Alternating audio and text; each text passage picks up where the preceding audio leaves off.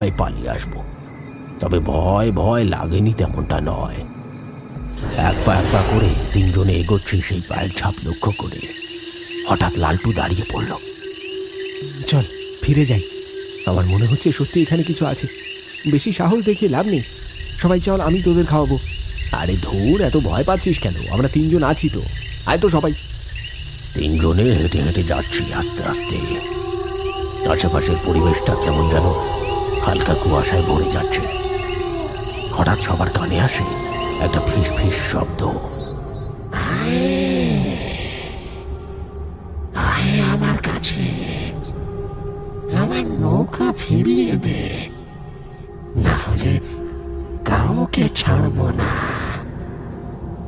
শব্দটা কানে আসতেই বুকের ভিতরটা যেন হঠাৎ করে শুকিয়ে গেল সবার। সামনে পিছনে কেউ নেই। হঠাৎ চিনু উপর দিকে তাকিয়ে চমকে উঠল। ওপরে দেখ, কে বসে আছে গাছে। মাথা ঘুরে যাচ্ছে রে দেখে। চিনুর কথা শুনে সবাই গাছের উপরে তাকিয়ে দেখলাম একটা আধ পোড়া ধোঁয়াময় অবয়ব গাছের ডালে বসে আছে।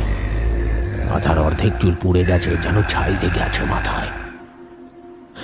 আমি থাকবো না, যা খুশি হোক, আমি চললাম। কোথায় যাচ্ছিস? আমার নৌকা ফিরিয়ে দে, নয়তো কাউকে ছাড়বো না।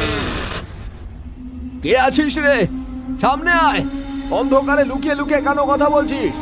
ওটা মানুষ না রে রামদা। পালা পালা রে পালা। ওরে বাপরে, আমি আর নেই, তোরা যা খুশি কর, আমি গেলুম। বলেই হঠাৎ ছুটে পালালো লালটু। এক মুহূর্তেই অন্ধকারের ভেতর মিলিয়ে গেল।